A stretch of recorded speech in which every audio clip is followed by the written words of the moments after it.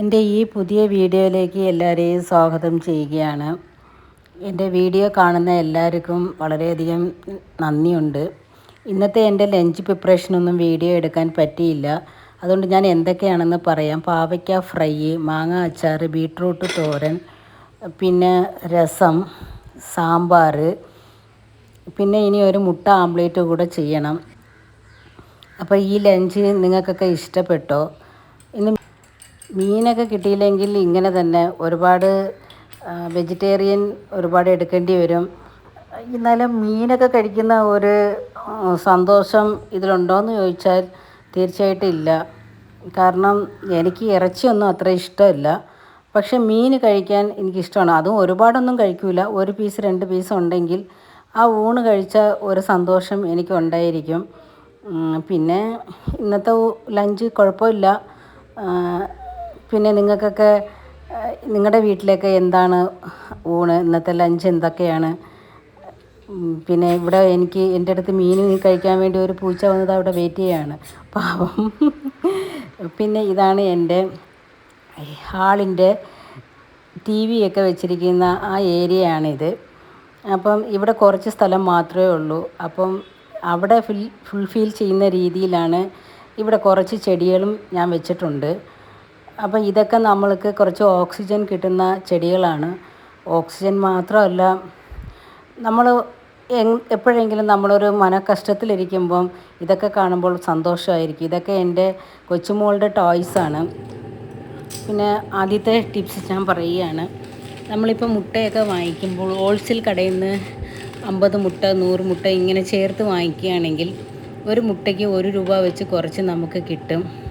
അതുമല്ല, നമ്മൾ കുറച്ച് മുട്ട വാങ്ങിച്ച് വീട്ടിലിങ്ങനെ വെക്കുമ്പം പെട്ടെന്ന് എന്തെങ്കിലും ആരെങ്കിലും വന്നാലോ ഇല്ലെങ്കിൽ പെട്ടെന്ന് എന്തെങ്കിലുമൊക്കെ ഡിഷ് ചെയ്യണമെങ്കിൽ നമുക്ക് വളരെ ഈസി ആയിരിക്കും. അടുത്ത രണ്ടാമത്തെ ടിപ്സ് വന്ന് മല്ലിയില വന്ന് വാടിപ്പോവാതിരിക്കാൻ നിങ്ങൾ നന്നായിട്ട് വാഷ് ചെയ്തതിന് ശേഷം ആ മല്ലിയിലയുടെ വേരൊക്കെ കട്ട് ചെയ്തിട്ട് ആ വേര് കട്ട് ചെയ്ത ആ സ്ഥലത്ത് ടിഷ്യൂ പേപ്പർ കൊണ്ട് നല്ല കവർ ചെയ്യുക. നല്ല കവർ ചെയ്തതിന് ശേഷം അതിനെ ഒരു എയർ കണ്ടെയ്നറിൽ വെച്ച് നിങ്ങളത് സൂക്ഷിക്കാം. ആ കണ്ടെയ്നറിലുള്ള ജലാംശമൊക്കെ പോകുന്ന രീതിയിൽ ടിഷ്യൂ പേപ്പർ വെച്ച് നന്നായിട്ട് തുടയ്ക്കുക. നന്നായിട്ട് തുടച്ചതിന് ശേഷം ഇതുപോലെ നന്നായിട്ട് തുടച്ച് ആ ജലാംശമൊക്കെ മാറ്റിയതിന് ശേഷം അതിൽ വന്ന് നിങ്ങൾ ഒരു ടിഷ്യൂ പേപ്പർ അതിലിട്ടിട്ട് അതിൻ്റെ മുകളിൽ നിങ്ങൾ വന്ന് മല്ലിയില എടുത്ത് സൂക്ഷിച്ച് വയ്ക്കാം. ഇതൊരു 2 ആഴ്ച വരേക്കും നല്ലതുപോലെ ഫ്രഷായിട്ട് തന്നെ നമ്മൾ കടയിൽ ദിവസം വാങ്ങിക്കുന്ന ആ ഫ്രഷ്നെസ്സോടെ തന്നെ ഇരിക്കും. കാരണം ഈ കണ്ടെയ്നറിൽ ഇങ്ങനെ സൂക്ഷിക്കുന്നത് കൊണ്ട്. പിന്നെ ഒരു റംബുട്ടാൻ ജ്യൂസൊക്കെ ഇട്ട് കുടിച്ചിട്ട് അടുത്ത പരിപാടി വന്ന് ഇതിപ്പം വൈകിട്ട് ആയി. ഇവിടെ വീട്ടിൽ വെച്ചിരിക്കുന്ന ഈ ചെടികളൊക്കെ കുറച്ച് അവരെയൊക്കെ ഒരു റീഫ്രഷ് ആക്കാമെന്ന് വിചാരിച്ചു. കാരണം നമ്മളെങ്ങനെ ഫ്രഷായിട്ടിരിക്കുന്നോ അതുപോലെ ആ ചെടികളെയും കുറച്ച് ഇലകളൊക്കെ കുറച്ച് നനച്ച് ആ ബോട്ടിലുള്ള വാട്ടറൊക്കെ മാറ്റി ആഴ്ചയിൽ 1 പ്രാവശ്യം ഇല്ലെങ്കിൽ 2 പ്രാവശ്യം നിങ്ങൾക്ക് എങ്ങനെ സമയം കിട്ടുന്നോ ആ രീതിയിൽ ആ വെള്ളമൊക്കെ മാറ്റി എടുത്ത് രണ്ടാമത് പുതിയ വെള്ളമൊക്കെ ഒഴിച്ചെടുത്ത് സൂക്ഷിച്ച് വെക്കുകയാണെങ്കിൽ അത് കാണാനൊരു ഭംഗിയുള്ളൂ. കാരണം നമ്മൾ ഈ ചെടികളൊക്കെ വീട്ടിൽ വെക്കുന്നത് നമ്മൾക്ക് ഇറിറ്റേഷനായിരിക്കരുത്. ആ ചെടികളെ കാണുമ്പോൾ നമുക്ക് സന്തോഷമായിട്ടിരിക്കണം. അപ്പോൾ സന്തോഷമായിട്ടിരിക്കണമെങ്കിൽ അതിൽ നല്ല പായലൊന്നും പിടിക്കാതെ നല്ല രീതിയിൽ വെള്ളമൊഴിച്ച് വെച്ചാൽ മാത്രമേ അത് കാണുമ്പോൾ നമുക്ക്, കാരണം ഇത് ഗ്ലാസ് കണ്ടെയ്നറാണ്, അപ്പം അത് കാണുമ്പോൾ നമുക്കൊരു സന്തോഷം വരണമെങ്കിൽ നമ്മളത് നീറ്റായിട്ടിരിക്കണം. സന്തോഷത്തിന് വേണ്ടിയാണല്ലോ വീട്ടിൽ ചെടിയൊക്കെ വെക്കുന്നത്. മനുഷ്യരാകുമ്പം ദുഃഖം സന്തോഷം ഇങ്ങനെ മാറി മാറി ആണല്ലോ എല്ലാവർക്കും ലൈഫിൽ വരുന്നത്. അപ്പം ചില സന്തോഷങ്ങൾ കിട്ടാൻ വേണ്ടിയാണ്, പോസിറ്റീവ് എനർജി കിട്ടാൻ വേണ്ടിയുമാണ് നമ്മൾ ഈ ഫിഷ് ടാങ്ക് വളർത്തുന്നത്, ഈ ചെടികളൊക്കെ വീട്ടിൽ വയ്ക്കുന്നത്, പെറ്റ് വളർത്തുന്നത്. ഇതൊക്കെ നമുക്ക് വന്ന് എല്ലാവരും പറയും ഇതൊക്കെ എന്തിനാണ്, ഇതൊക്കെ ജോലി ചെയ്യാൻ ഇഷ്ടമുള്ളവർ മാത്രം ഇങ്ങനെയുള്ള കാര്യത്തിൽ ഇറങ്ങിയാൽ മതി, ഇല്ലെങ്കിൽ ഇറങ്ങണ്ട. അതപ്പോൾ ഈ ചെടിയുണ്ടല്ലോ, ഇത് വന്ന് വീട്ടിൽ വളർത്തുന്നതല്ല, വെള്ളത്തിലിട്ട് വയ്ക്കുന്നതും അല്ല. ഞാൻ വെറുതെ ഒരു ടെസ്റ്റിന് വേണ്ടി കുറച്ച് എൻ്റെ വീട്ടിൽ നിന്ന് കുറച്ച് കട്ട് ചെയ്ത് ഇങ്ങനെ ബോട്ടിലിട്ട് നോക്കി. ഇതൊരു 25 ദിവസമായി കേട്ടോ. അപ്പം വന്ന് ഇതൊന്നും ചെയ്തില്ല. അതുകൊണ്ട് ഇതിലൊക്കെ ചെറിയ ചെറിയ റോസ് കളറിൽ പൂവ് മൊട്ട് പൂവൊക്കെ വരുന്നുണ്ട്. നോക്കട്ടെ എത്ര ദിവസം അതിങ്ങനെ ഇരിക്കുമെന്ന് നോക്കാം നമുക്ക്. പക്ഷേ ആ ലീഫിൽ നിന്നൊരു ഒരു സ്മെല്ല് വരുന്നുണ്ട്, അതെനിക്ക് ഇഷ്ടപ്പെട്ടില്ല. മറ്റേപടി ഈ പൂ കാണാനും ആ ചെടി കാണാനും കുറച്ച് ഭംഗിയുണ്ട്. അപ്പം ഞാൻ ഈ ചെടിയൊക്കെ എൻ്റെ ഡൈനിങ് ടേബിളിൻ്റെ ജനലിൻ്റെ അടുത്താണ് വെച്ചിരിക്കുന്നത്. ആ കർട്ടനൊക്കെ കുറച്ച് മാറ്റിയിട്ടിട്ട് ആ ജനലോരങ്ങളിലാണ് വെച്ചിരിക്കുന്നത്. കാരണം നമ്മൾ കൂടുതൽ യൂസ് ചെയ്യുന്ന ഒരു സ്ഥലമാണല്ലോ ഡൈനിങ് ടേബിൾ ഏരിയ.